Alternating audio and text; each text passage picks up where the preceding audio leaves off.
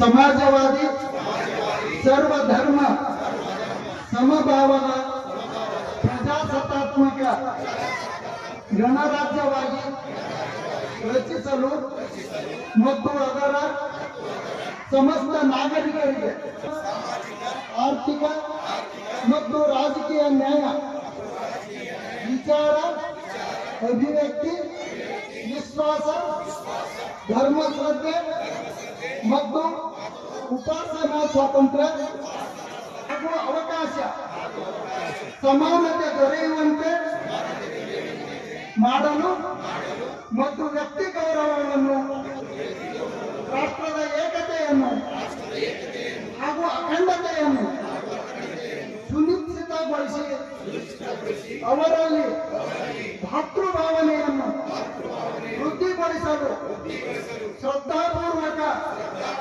ಸಂಕಲ್ಪ ಮಾಡಿದವರಾಗಿ ನಮ್ಮ ಸಂವಿಧಾನ ಸಭೆಯಲ್ಲಿ 1949ನೇ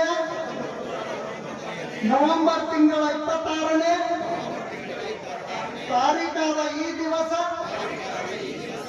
ಈ ಮೂಲಕ ಈ ಸಂವಿಧಾನವನ್ನು ಅಂಗೀಕರಿಸಿ ಅಧಿನಿಯಮಿಸಿ ಅರ್ಪಿಸಿಕೊಂಡಿದ್ದೇವೆ. ಜೈ ಭಾರತ್. ಪ್ರಾಸ್ತಾವಿಕ ನುಡಿಗಳನ್ನು ಜಯಂತ್ಯೋತ್ಸವ ಅಂಗವಾಗಿ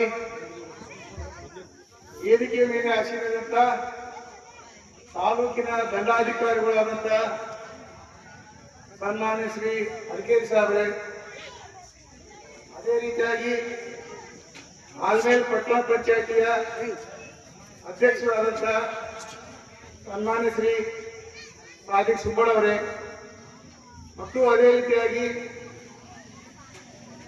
ಆಲ್ಮೇಲ ತಾಲೂಕಿನ ಪಂಚ ಗ್ಯಾರಂಟಿಯ ಅಧ್ಯಕ್ಷರಾದಂತ ಅಶೋಕ್ ಬೆಳೆಯಲಿಕ್ಕೆ ಕಾರಣ ಈ ಬೌದ್ಧ ಧರ್ಮ ಅಂತ ನಾವು ಹೇಳಬೇಕು.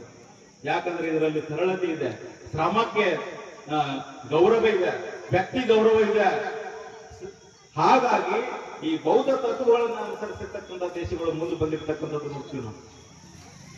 ಡಾಕ್ಟರ್ ಅಂಬೇಡ್ಕರ್ ಅವರ ವ್ಯಕ್ತಿತ್ವ ಏನು ಎಂಬತಕ್ಕಂಥದ್ದು ಇನ್ನು ನಮಗೆ ಚೆನ್ನಾಗಿ ಅರ್ಥ ಆಗಿಲ್ಲ, ಬೇರೆ ದೇಶದವರಿಗೆ ಬಹಳಷ್ಟು ಚೆನ್ನಾಗಿ ಅರ್ಥ ಆಗಿರ್ತಕ್ಕಂಥದ್ದು ನೋಡ್ತೀವಿ ನಾವು.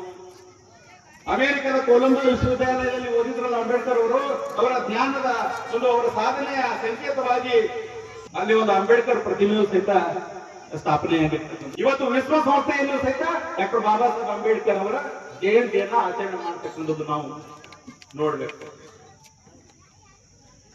ಜಗತ್ತಿನ ಅನೇಕ ದೇಶಗಳಲ್ಲಿ ಅಂಬೇಡ್ಕರ್ ಪ್ರತಿಮೆಗಳನ್ನ ಇವತ್ತಿವೆ. ಇಂಗ್ಲೆಂಡ್, ಜಪಾನ್, ಹಂಗೇರಿ ಮುಂತಾದ ಕಡೆಗಳಲ್ಲಿ. ಬಹುಶಃ ಭಾರತದ ಅಂಬೇಡ್ಕರ್ ಬಿಟ್ರೆ ಬಹುಶಃ ಯಾವ ವ್ಯಕ್ತಿಯ ಪ್ರತಿಮೆಗಳು ಬೇರೆ ಬೇರೆ ದೇಶಗಳಲ್ಲಿ ಅಂಬೇಡ್ಕರ್ ಅಷ್ಟೇ ಇಲ್ಲ. ಯಾಕೆ?